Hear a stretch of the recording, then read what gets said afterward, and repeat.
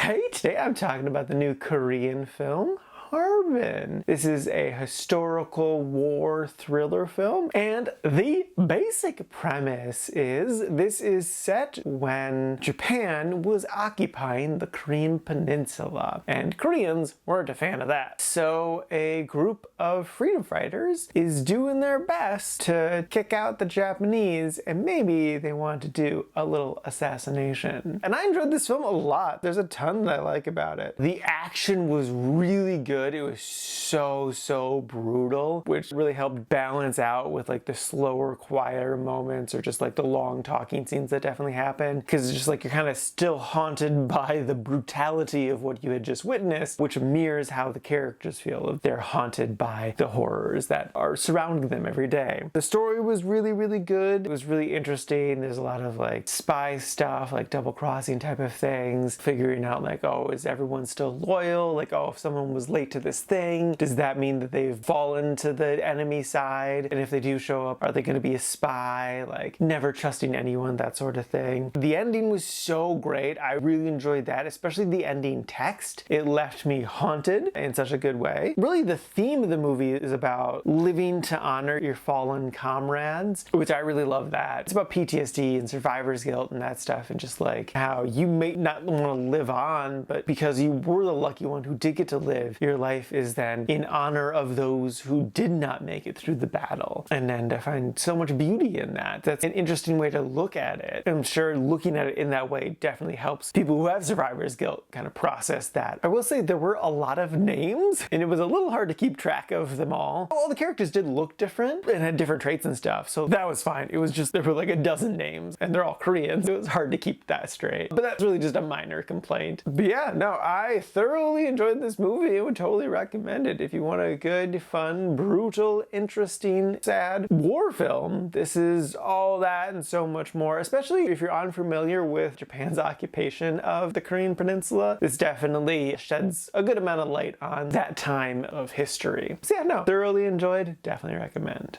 And now for my ranking, I put this at number 1 in the really like section. And this is out of a total of 1 new movie so far this year.